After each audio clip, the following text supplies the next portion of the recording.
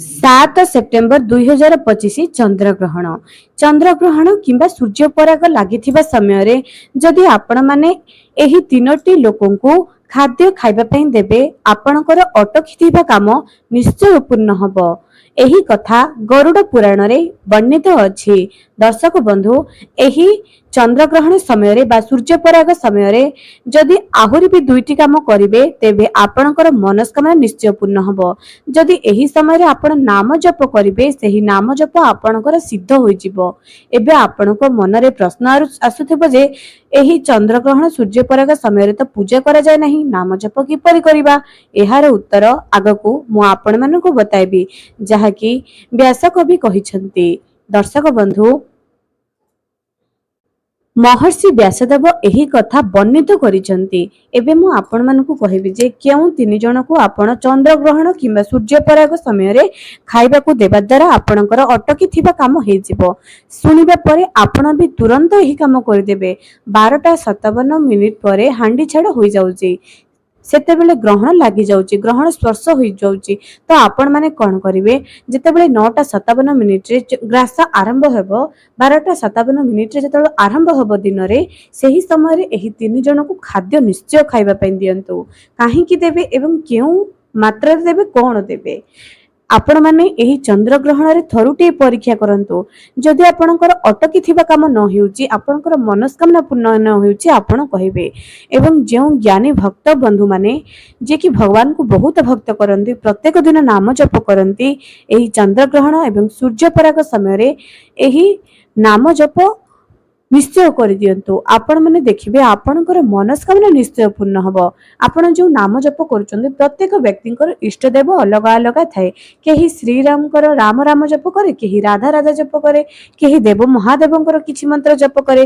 ଯଦି ଆପଣ ବି କିଛି ମନ୍ତ୍ର ରେଗୁଲାର ଜପ କରୁଛନ୍ତି, ତାହାକୁ କେଉଁ ଉପାୟରେ ଆପଣ ମାନେ ଜପ କରିବା ଦ୍ୱାରା ସେହି ମନ୍ତ୍ର ସିଦ୍ଧ ହେବ, ଏହି ଭିଡ଼ିଓରେ ଆପଣମାନଙ୍କୁ ଆଜି ଅତି ସରଳ ଭାବରେ ବତାଇବି।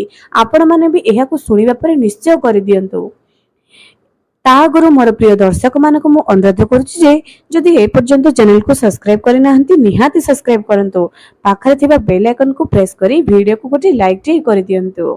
ଏହି ଚନ୍ଦ୍ରଗ୍ରହଣ ଏବଂ ସୂର୍ଯ୍ୟପରାଗ ସମୟରେ ଆପଣ ମାନେ ଗାଈକୁ ଘାସ, ପକ୍ଷୀକୁ ଖାଦ୍ୟ ଏବଂ ଭୋକିଲା ଲୋକକୁ ବସ୍ତ୍ର କିମ୍ବା ଅନ୍ନ, ଏହି ଦୁଇଟି ଜିନିଷ ଦାନ ଦେବା ଦ୍ୱାରା ଗରିବ ବ୍ୟକ୍ତିଙ୍କୁ ଅନ୍ନ କିମ୍ବା ବସ୍ତ୍ର, ଏହି ଦୁଇଟି ଯାକ ବି ଦାନ ଦେବେ, ବହୁତ ଭଲ ଅଟେ।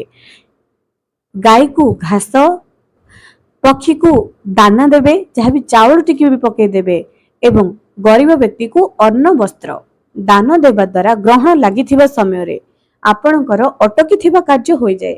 ପ୍ରତ୍ୟେକ ଜିନିଷର ଗୋଟିଏ ଅଲଗା ଅଲଗା ମହତ୍ଵ ଥାଏ। ଯେହେତୁ ଆମେ ସନାତନ ଧର୍ମୀ ଅଟେ, ଏସବୁ ଆମେ ନିଶ୍ଚୟ ବିଶ୍ୱାସ କରୁଛେ ଏବଂ ଏହା କରିବା ପରେ ବି ବହୁତ ଲୋକ ଫାଇଦା ବି ପାଉଛନ୍ତି।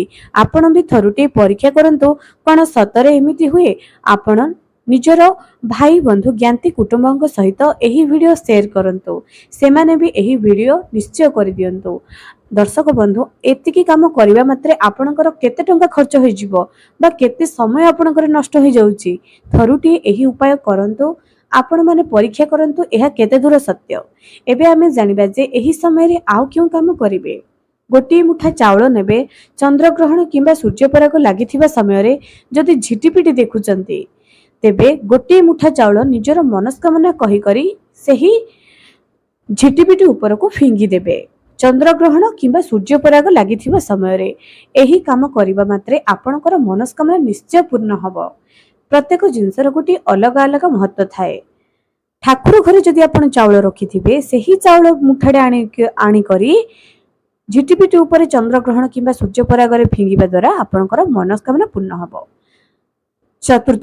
ପଞ୍ଚମ କଥାଟି ନା ନାମ ଜପ। ନାମ ଜପ ଏହି ସମୟରେ କରିବା ଦ୍ୱାରା କାହିଁକି ସିଦ୍ଧ ପ୍ରାପ୍ତ ହୁଏ? ଏହି ସମୟରେ ପୂଜା ପାଠ କରାଯାଏ ନାହିଁ ସତ, କିନ୍ତୁ ନାମ ଜପ କରାଯାଏ। ନାମ ଜପ କରିବା ଦ୍ୱାରା ଏହି ଚନ୍ଦ୍ରଗ୍ରହଣ ସୂର୍ଯ୍ୟପରାଗ ସମୟରେ ଭଗବାନଙ୍କୁ, ଯେତେବେଳେ ଚନ୍ଦ୍ରଙ୍କୁ ରାହୁ ବା କେତୁ ଗ୍ରାସ କରିବା, ଗୋଟିଏ ରାକ୍ଷସ ଗ୍ରାସ କରିବା ପାଇଁ ଆସିଥାଏ, ଅର୍ଥାତ୍ ଚନ୍ଦ୍ର ହେଉଛନ୍ତି ଦେବତା।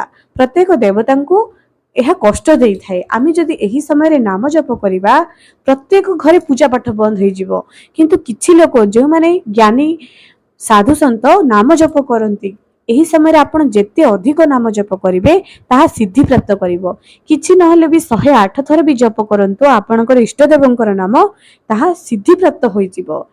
ଗୋଟିଏ ମନ୍ତ୍ର ଯଦି ଆପଣ ସିଦ୍ଧି କରିବା ପାଇଁ ଚାହୁଁଛନ୍ତି, ଏହା ରାମବାଣ ଉପାୟ। ଚନ୍ଦ୍ରଗ୍ରହଣ ସମୟରେ ଆପଣମାନେ ଗୋଟିଏ ମନ୍ତ୍ର ନିଶ୍ଚୟ ସିଦ୍ଧି କରିଦିଅନ୍ତୁ, ଆପଣଙ୍କର ନିଶ୍ଚୟ ମଙ୍ଗଳ ହବ। ଏହି ଭିଡିଓଟି ଯେତେ ମାତ୍ରାରେ ପାରୁଛନ୍ତି ସେୟାର କରନ୍ତୁ, ଅନ୍ୟମାନଙ୍କର କାମରେ ବି ଆସିବ।